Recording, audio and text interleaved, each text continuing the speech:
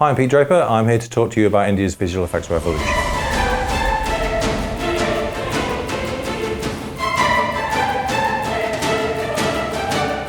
For Baahubali itself, took about another couple of years in pre-production to develop, to flesh out and that kind of stuff.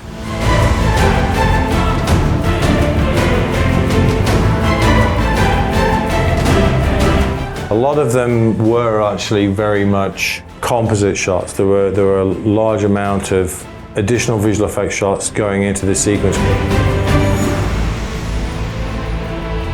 The process for building the kingdom, it originally started with an idea. It came from the director's concept team.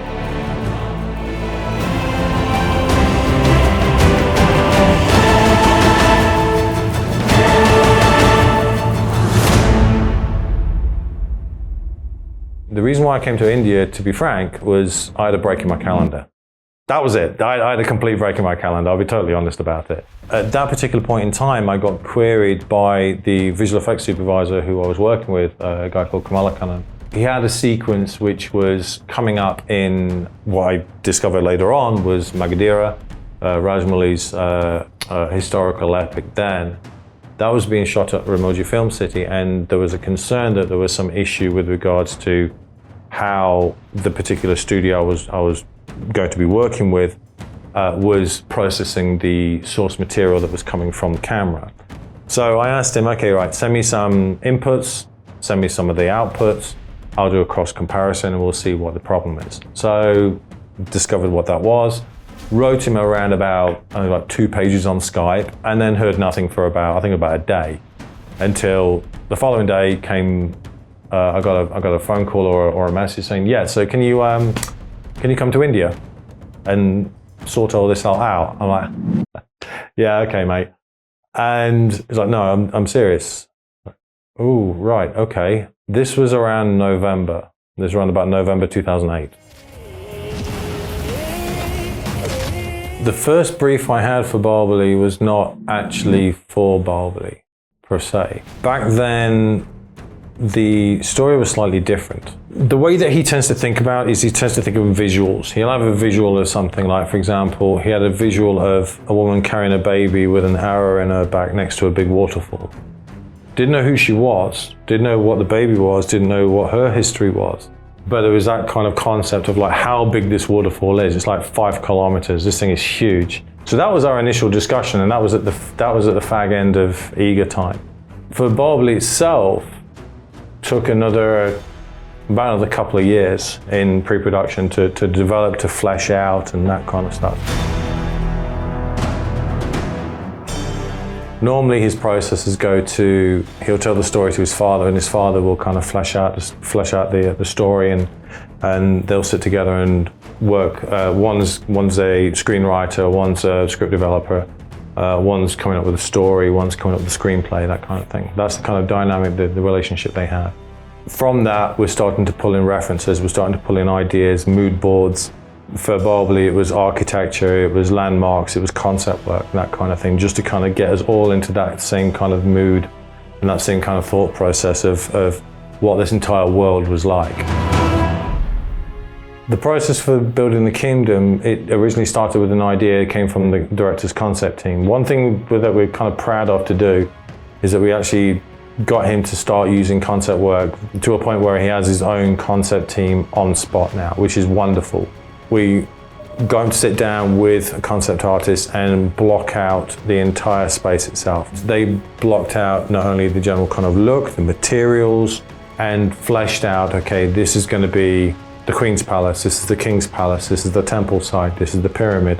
Each bit has got this relationship with this has got this relationship with that, and so on. That then got passed across to us, and we started building out and fleshing this out in 3D. So we could have ideas of angles and how big certain things were before they started going to floor and started building set. So it was a bit of an amalgamation, this particular shot, yeah. A lot of them were actually very much composite shots. There were a large amount of additional visual effects shots going into this sequence. So we had this doll that was utilized as the baby for when she's in the water, but unfortunately, its legs and arms were pretty rigid, so therefore every single shot we ended up having to replace the arms and the legs and even the cloth that it was actually encompassed in. So we're only utilizing in some shots just her hand. And then even the shots where she's going through the cave at the beginning, she's carrying this doll. That was a sequence that we hadn't envisioned that we needed to do, because we thought in that entire episode, it's water extension, it's the bank extension, it's the waterfall. Didn't expect to do the baby either.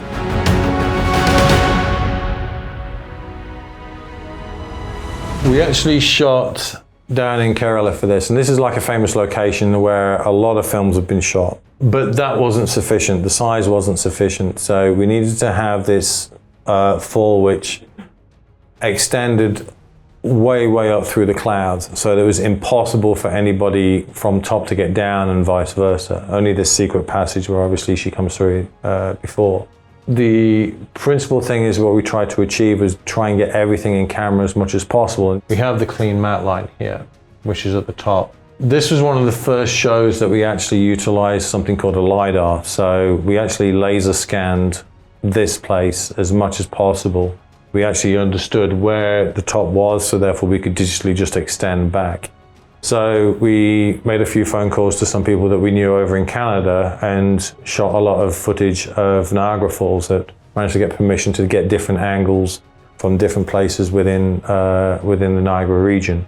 So we got a lot of plate photography for there that we could stick the footage on for the background. And when that wasn't possible, we did digital water. So we're going from easy, medium to really tough.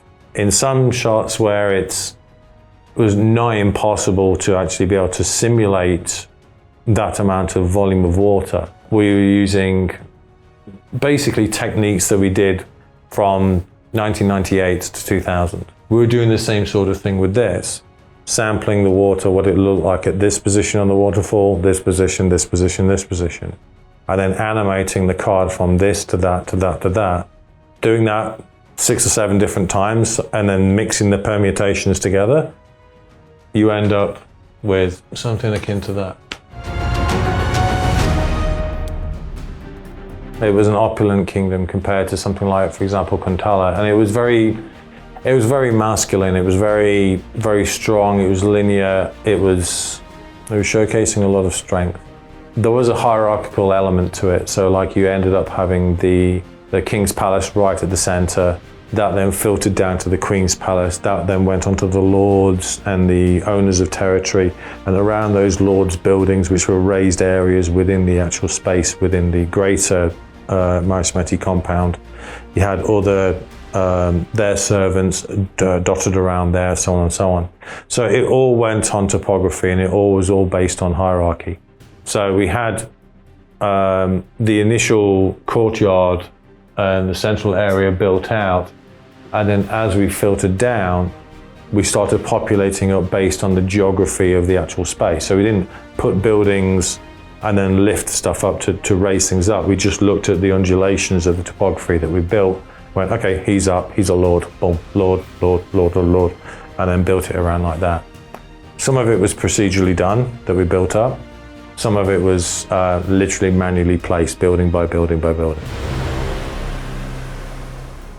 For a large amount of the actual footage, we actually did a lot of sky replacement. Primarily because when we were shooting it, there was no detail in the sky at all. It was just haze, no clouds, nothing, no detail whatsoever. And they wanted to showcase something a little bit more rich, something that had a bit more depth. So even to the point of like adding in like the mountains in the background, again, to showcase primarily scale. So if everything is just like cut off, stops, and you're seeing no detail in the sky, I think you kind of lose that sense of scale to a space. So that's one of the reasons why they wanted to throw these things in. And less pollution.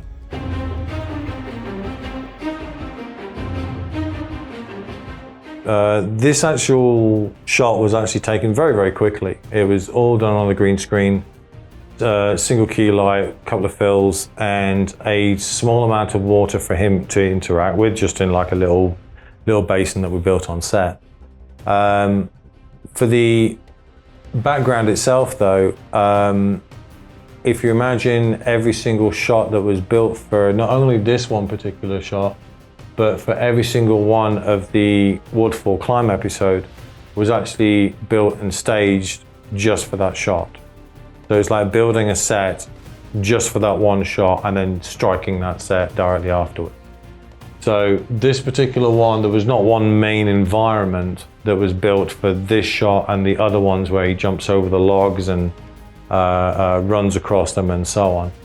Each and every single one was built and staged just for that one particular shot. Same deal with all the other ones where he's climbing up the waterfall, jumping across the gap. Every single thing was just built for that one particular shot itself. So for this one, the live elements would be him, a small portion of the rope, the rest of it we would extend ourselves, a little bit of the water interaction around his feet, and then everything else will be replaced.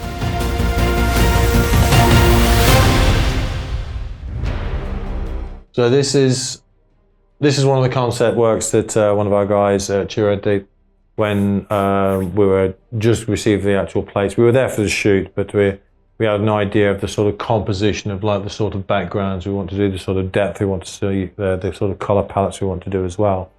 The creation of the asset itself, the butterfly asset itself, was not that difficult. It was just, we'd already done an entire film with a fly, so a butterfly is not really kind of challenging. The challenging part was that every single action that she made, the little shifts to the shoulders and the backs, we had to manually place every single butterfly on her back. And then the other fun thing was that she had a cloth that was attached to her left hand to her right hand. And when she moved her arms up, it pulled across the back. So as that's moving up through the back, those butterflies would wipe through it otherwise. So those butterflies need to move out of the way. So as that cloth's going up, the butterflies need to go, whoop, need to move, and then I'll come back down again. So every single one was hand keyframed. Every single butterfly where it was moving around, flying on the back, sitting on the back, little flutter, every single one was hand keyframed. We tried to do it procedurally. It didn't have the life on it. Hi, thanks for watching, and don't forget to like, share, and subscribe to IGN India.